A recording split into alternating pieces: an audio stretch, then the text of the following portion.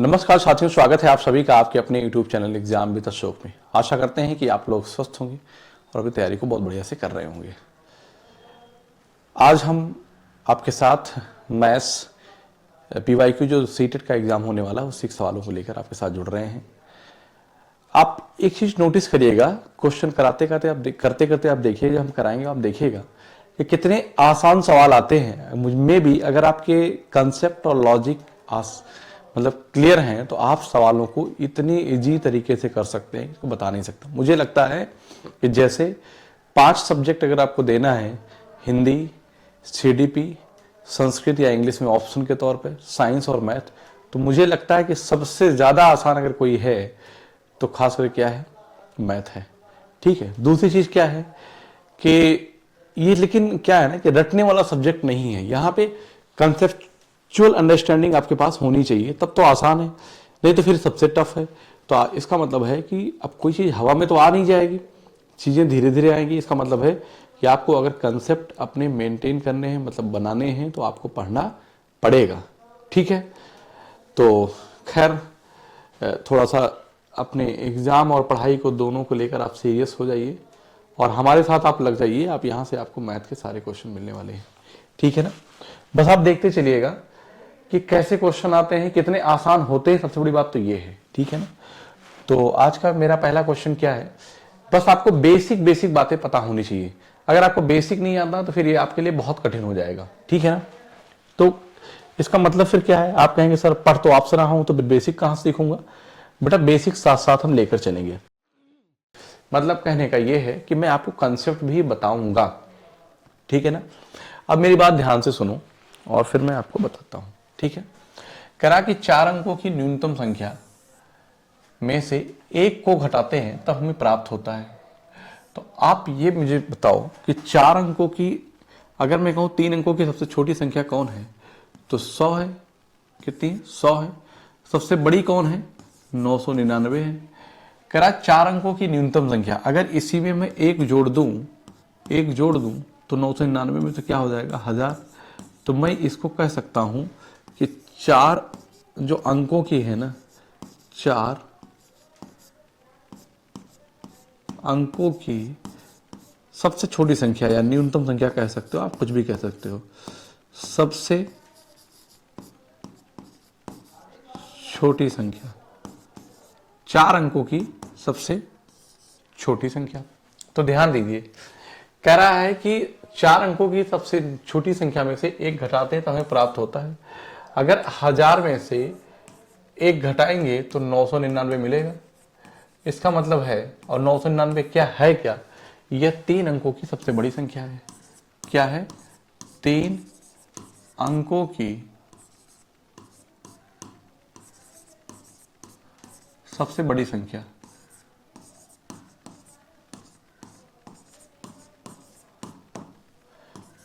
तीन अंकों की सबसे बड़ी संख्या है। तो मेरी बात ध्यान सुनिएगा, 3 अंकों की न्यूनतम संख्या बिल्कुल नहीं, 3 अंकों की अधिकतम संख्या यस, ये तो मैंने बताया ही। 999 क्या है? 3 अंक। आगे ऑप्शन देखने की जरूरत नहीं है। कह रहा कि 4 अंकों की, अरे भाई 4 अंकों की सबसे छोटी संख्या, 1 घटाएंगे तो 4 अंकों की सबसे बड़ी संख्या मिलेगी। ये वाहियात ऑप्शन है। 3 अंकों की एक संख्या जिसका इकाई अंक 1 है, ऐसा उसने कहा इकाई अंक की तो उसने बात नहीं किया है। ठीक है ना। आगे जाते हैं। कक्षा 6 के विद्यार्थियों को पढ़ाते समय शिक्षक स्पष्ट करते हैं कि, क्या स्पष्ट करते हैं कि 8 + 7 15, मतलब एक पूर्ण संख्या है। यस। 8 × 7 एक पूर्ण संख्या है। 7/8 एक पूर्ण संख्या नहीं है। वह इस प्रकार कौन सा गुण स्पष्ट कर रहे हैं, कौन से गुण स्पष्ट कर रहे हैं, तो इस बात को आपको बताना होगा। तो मेरी बात ध्यान से सुनिएगा। जब हम 0 से लेकर 0, 1, 2, 3, 4, 5, 6 एंड सो ऑन इनफाइनाइट यहां तक ले गए आते हैं, तो ये सभी क्या है, सभी जो है पूर्ण संख्या है। क्या है? पूर्ण संख्या है। ठीक है ना। ठीक है। इसका मतलब 7/8 एक डेसिमल नंबर है जो पूर्ण संख्या नहीं है। ठीक है। तो ये बात ठीक है, लेकिन बताना क्या चाहता है, योज प्रतिलोम गुण, गुणात्मक प्रतिलोम गुण, समवरक गुण, और साहचर्य गुण। ठीक है, तो होता क्या है यहाँ पे कि जो एडिटिव, ध्यान देना, एडिटिव योज्य प्रतिलोम की अगर हम बात करें तो इसमें साइन बदल जाता है, जो कुछ भी होता है वो साइन बदल जाता है, तो यहाँ पे ये ऑप्शन नहीं होगा। ठीक है, मल्टीप्लिकेटिव इनवर्स प्रॉपर्टी देखो यहाँ पे, गुणात्मक प्रतिलोम गुण जो होता है, अंश का हर का अंश बदल जाता है, ये भी यहाँ नहीं होगा। आप कहेंगे यस सर। क्लोजर प्रॉपर्टी क्या कहता है? संवरक गुण। संवरक गुण ये कहता है कि जैसे मान लीजिए पूर्ण संख्याएं हैं, उनके तत्व हैं, जैसे मैंने कहा यहीं पे इसी ऑप्शन को लेता हूँ, 8 + 7 लिखा है तो क्या हो गया? 15 हो गया, लेकिन 8 × 7 करूं तो क्या बन जाएगा? 56 बनेगा। इसका मतलब है कि यह भी एक पूर्ण संख्या, यह भी एक पूर्ण संख्या है, तो यही चीज तो यहाँ बताया गया और कह रहा है कि 8/7/8 एक पूर्ण संख्या नहीं है। यस, नहीं है, इसका मतलब है। और साहचर्य गुण दूसरा है, एसोसिएटिव प्रॉपर्टी, इसका मतलब ऑप्शन यहाँ पे क्या होगा? संवरक गुण हो जाएगा। क्लियर है ना? संवरक गुण हो जाएगा। बताओ बात समझ में आई कि नहीं आई? सभी को बात समझ में आई? वो ये कह रहा है कि वह गुण बताता है कि जब किसी विशेष सेट, जैसे कि दो तत्व हैं, मान लो यहाँ पे 8 और 7 थे, तो 15 आ गया इनका सम, दोनों को प्रोडक्ट किया तो 56 आ गया। ठीक है ना? इसी में से 56 और 15 में से एक तत्व हमें मिल जाता है। ठीक है ना? कहने का मतलब क्या है कि दोनों एक पूर्ण संख्याएं हैं, है ना? दोनों क्या है? एक पूर्ण संख्याएं हैं, लेकिन यहाँ पे क्या है? इसका मतलब संवरक गुण हमें यही बताता है। आगे चलते हैं कि वह न्यूनतम संख्या जिसे n, n+1, n+3 के रूप में लिखा जा सकता है, जहां एक प्राकृतिक संख्या है, निम्न है। अरे भाई, कि कहा जहां एक प्राकृतिक संख्या है, कौन? मतलब कि हम प्राकृतिक संख्याओं में n की वैल्यू रखूंगा 1 2 3 4, कह रहा है कि न्यूनतम संख्या में लिखा जाता है, इसका मतलब n बराबर 1 रखने पर, n बराबर 1 रखने पर, ठीक, 1 रखेंगे तो 1 × 1 + 1 2, 3 + 1 4, तो 4 2 जा 8 ऑप्शन आ जाएगा। ठीक है ना? 8 क्या आ जाएगा? ऑप्शन आ जाएगा। अगर नहीं करोगे तो सॉल्व करना पड़ेगा, यही हिट एंड ट्रायल ही सबसे बेस्ट इसका मेथड है। क्लियर है ना? अगले सवाल की तरफ आते हैं कि यदि हम किसी भिन्न को स्वयं उसी से गुणा करें, बहुत आसान सवाल देखिए, यदि हम किसी भिन्न को स्वयं उसी से गुणा करें तथा इस प्रकार प्राप्त गुणनफल को उसके व्युत्क्रम से भाग दें, तो प्राप्त भिन्न 18 सही 26/27 है, मूल भिन्न है। आप चाहें तो जैसे सवाल लिखा बिल्कुल एज इट इज कर दें। यदि हम किसी भिन्न को स्वयं, तो मैंने मान लिया कि जो माना भिन्न जो है, माना भिन्न क्या है? x है, x है। यदि हम किसी भिन्न को स्वयं उसी से गुणा करें, मान लीजिए कि भिन्न है x/y, इसको स्वयं उसी से गुणा करें, ठीक, तथा इस प्रकार प्राप्त गुणनफल को, तो इससे मुझे गुणनफल क्या प्राप्त हो? x²/y², उसके व्युत्क्रम से डिवाइड करें, व्युत्क्रम मतलब y x से डिवाइड करें, तो क्या मिलेगा हमें? फाइनल x³/y³ हो जाएगा।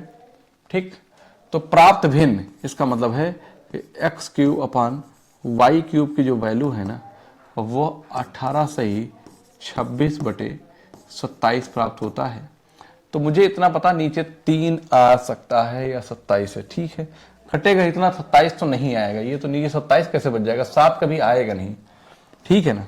3 आ सकता है क्योंकि y की वैल्यू, y³ की वैल्यू 27 है, तो y की वैल्यू क्या आएगी? 3 ही आएगी। ठीक है, इसका मतलब ये भी ऑप्शन कभी नहीं बनेगा। नीचे आप देखिए, या तो ये या तो ये। अब हम चेक करेंगे तो कैसे बनाएंगे कि 18 × 126 के 6 6 12 के 2, और आंसर कितना आया? 12। 18 2 36, 46 2 48, 48 2 50। अरे भाई कैसे करेंगे? 18 × 126 के 6 हासिल 11, 18 2 36, तो 46 1 47, और इसको 26 में जोड़ूंगा बेटा, तो 6 6 7 2 9, और 1 10 के 0, 4 1 5, 6 6 12 के 2, 7 2 9,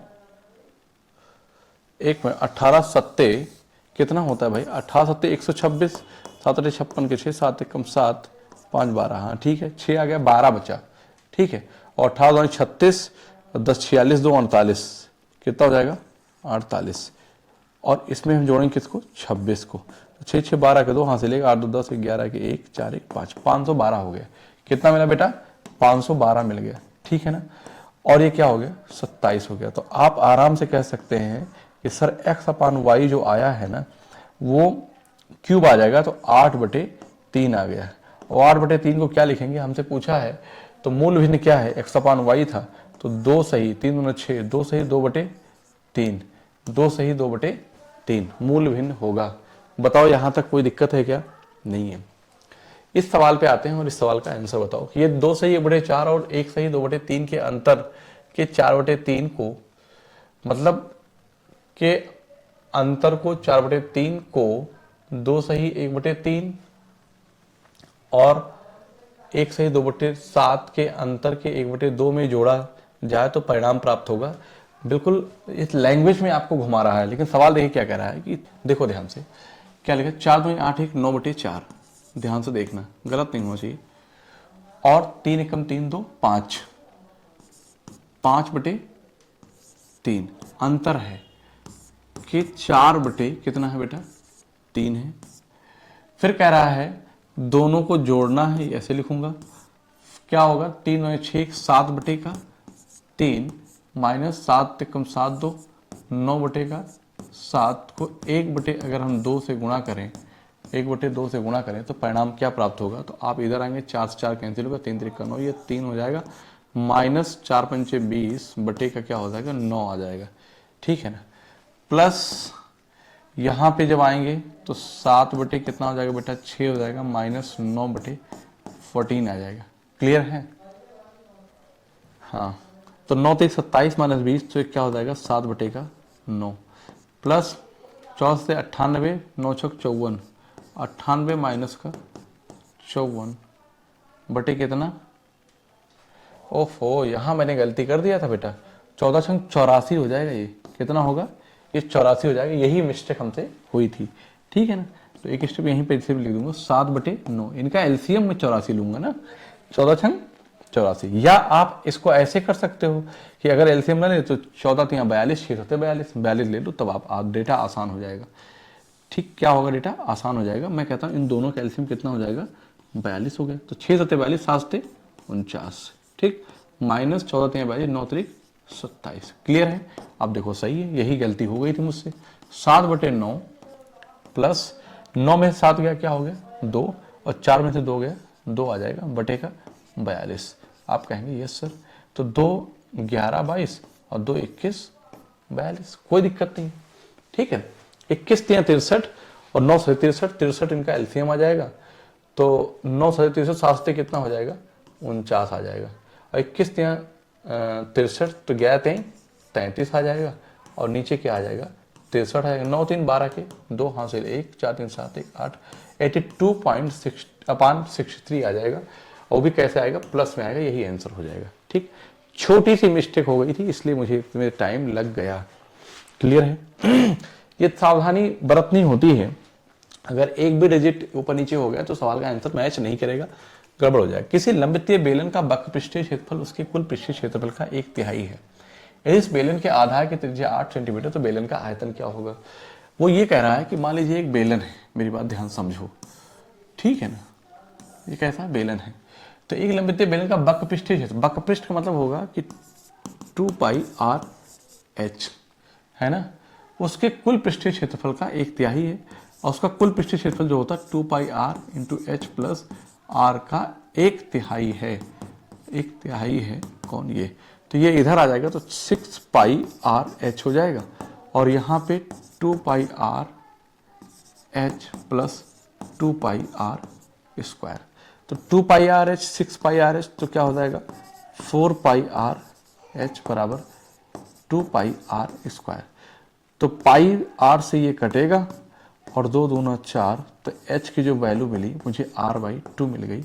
आप कहेंगे यस सर, कह रहा है ये बेलन की त्रिज्या 8 है तो यहाँ पे ऊंचाई मिल जाएगी, तो 8/2 करूंगा तो कितना मिल जाएगी 4 सेंटीमीटर। बताओ कोई अगर दिक्कत है तो। बेलन का आयतन क्या होगा, तो बेलन का जो आयतन होता है वो क्या होता है जरा बताओ तो। बेलन का जो आयतन होता बेटा वो होता क्या है, तो आप कहेंगे आधार का क्षेत्रफल πr² इंटू ऊंचाई। आधार का क्षेत्रफल पाई के टर्म में आंसर दिया, पाई को रहने दो छोड़ो नहीं, और r की वैल्यू आप दिया है 8, 8 है 64, और h की वैल्यू कितना आई है 4, h की वैल्यू कितना आई है 4, तो बेलन का आयतन बताइए क्या होगा, h की वैल्यू मैंने क्या रख दिया 4 रख दिया, ठीक है ना। तो यहाँ पे क्या कहेंगे कि 4 चौक 16 के 6, आंसर जो होगा 64 चौका 256 होता है। कितना होता है?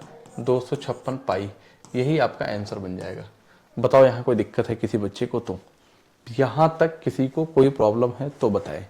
ठीक है, आगे चलते हैं कि 7 मीटर चौड़े एक वृत्ताकार दौड़ पथ की आंतरिक परिधि 440 मीटर है तथा तब बाहरी वृत्त की त्रिज्या है।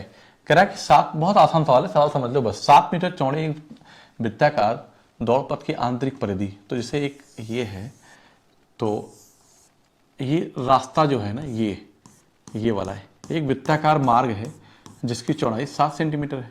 ठीक है, मैं कहता हूं कि इसकी जो आंतरिक त्रिज्या की बात की है ना, ये स्मॉल आर, ठीक, ये इस वाले की, और ये इसको मैं कह दूं कैपिटल आर। तो कह रहा है कि आंतरिक परिधि जो है, इसका मतलब 2 पाई आर होता है, त्रिज्या आर है, वो 440 दिया है क्वेश्चन में मीटर के। ठीक है, चलो कोई बात नहीं। तब बाह्य वृत्त की त्रिज्या है, आपसे पूछा है, आपसे कैपिटल आर की वैल्यू पूछा है, कैपिटल आर की वैल्यू पूछा है। ये आपको पता है, स्मॉल आर पता चल जाए तो ये कितना है, 7 मीटर है, मतलब यहां से यहां तक 7 मीटर। स्मॉल आर की वैल्यू आप निकालेंगे, कैपिटल आर आपको आराम से मिल जाएगा। इसका मतलब ये हो गया कि 2 गुणे पाई की वैल्यू 22/7 इंटू आर बराबर 440, 22 दूना 44, ये 10 हो जाएगा, और आर की वैल्यू कितना हो गई, 7 दाम 70, मीटर में है तो मीटर आ जाएगा, कोई दिक्कत। और कैपिटल आर क्या होगा, अब ये तो मुझे क्या मिला, ये मुझे 70 मीटर मिल गया, तो कैपिटल आर की जो वैल्यू है स्मॉल आर प्लस 7, और स्मॉल आर की value 70 metre plus 7 metre, overall मिला के 70 मीटर हो जाएगा। यही आपका आंसर बनेगा। यहां तक कोई डाउट हो किसी बच्चे को तो बताएं। ठीक है, अगर मतलब कहने का क्वेश्चन आपको समझ में आ गया तो क्वेश्चन में कुछ था नहीं। आगे चलते हैं। किसी लंबितीय बेलन के वक्रपृष्ठ और आधार के क्षेत्रफल क्रमशः ए और बी है, इस बेलन की ऊंचाई क्या है?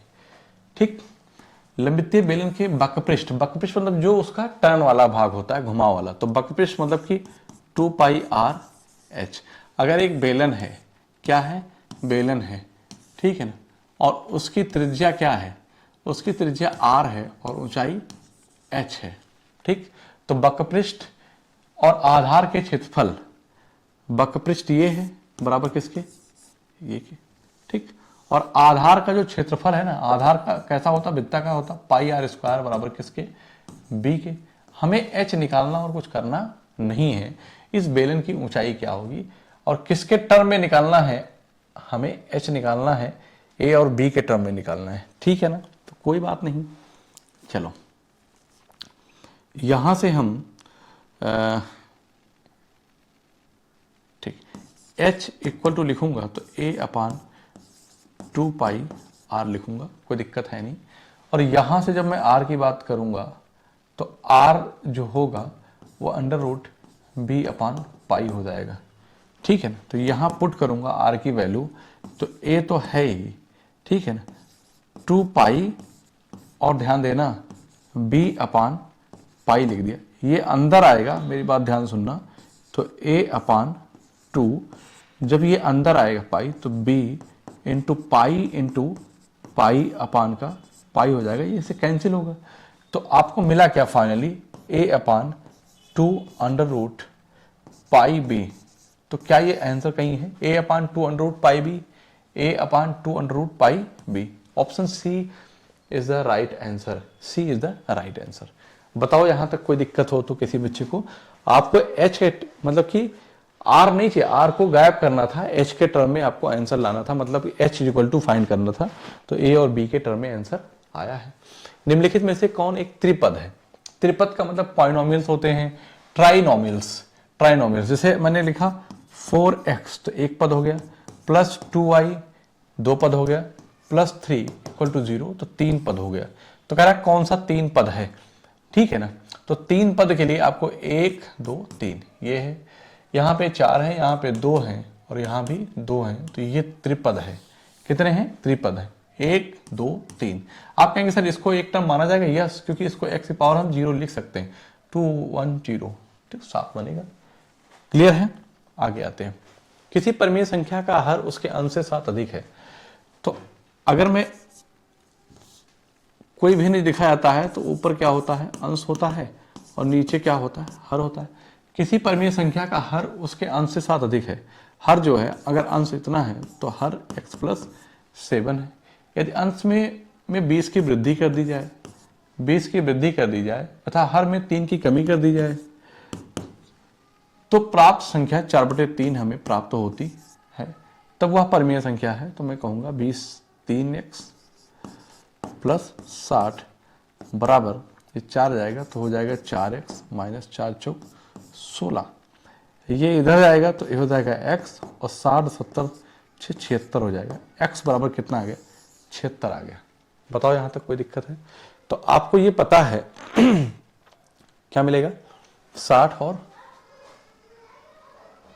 नो नो नो नो भाई, ये प्लस में आएगा, 4 चौक 16 हो जाएगा प्लस का। तो ये x होगा, और इसको क्या लिखेंगे, 10 में से 6 गया 4, 5 में से 1 गया 4, 44। कितना हो गया, 44। ठीक है। अब आपको पता है कि 7 अधिक x अगर 44 है तो x और x प्लस क्या है, 7 है। तो 44, एक ही ऑप्शन में ऊपर 44 है, यही बनेगा। लेकिन देख लो 44 + 7 क्या बनेगा, 44 + 7 जो होगा तो 44/44 से 50 51, तो 44/51 हो जाएगा। आप कहेंगे यस सर। यहां तक किसी बच्चे को अगर कोई डाउट हो तो बताए। एक क्वेश्चन में था थोड़ा सा, उसको मुझे देखना ये पड़ा था कि एक डेटा वहां पे हमसे गलती से लिख गया था। क्लियर है ना बात? बताओ भाई, क्लियर है? तो आई होप कि आपको सब कुछ समझ में आया होगा। अगर कोई प्रॉब्लम है तो आप कमेंट करके हमें जरूर बताएं। मिलते हैं आपसे हम अगली क्लास में। आज के लिए इतना ही। जय हिंद साथियों।